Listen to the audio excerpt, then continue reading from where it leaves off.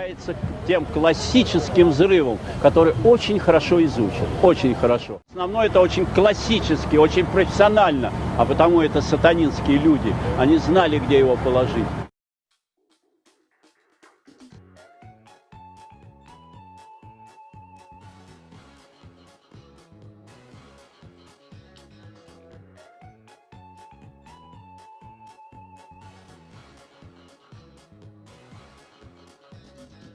Москва очнулась с позаранку, на циферблате Новый год.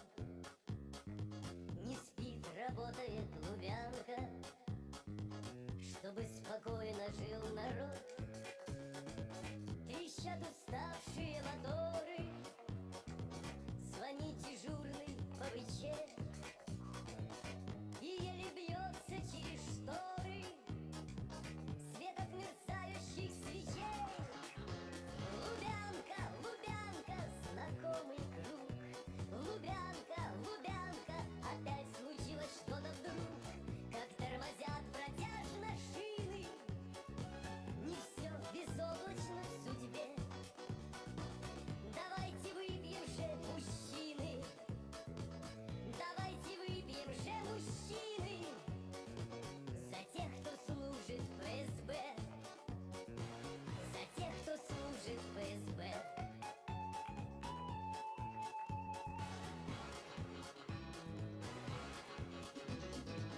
Как ни крути, но кто-то должен покой и мир в стране беречь. Но лучше пусть хранится в ножнах ваши мужики, разящий меч. Должна быть совесть у чекиста, не верю я дурной молве. Когда с руками, братцы, чисто, жар в сердце, холод в голове. Лубянка, Лубянка, знакомый круг. Лубянка, Лубянка, опять случилось что-то вдруг. Как тормозят протяжно шины, не все безоблачно в судьбе. Давайте выпьем же, мужчины, давайте выпьем же, мужчины, за тех, кто служит ФСБ, за тех, кто служит ФСБ. Не все еще искоренили, ребята, берегите честь. Ведь сколько швали, дряни, гнили еще в родной отчизне есть. Опять срывает в бой тревога, ночь рвется всплеском маяков. Прошу вас, верьте свято в Бога, тогда вершить свой долг легко.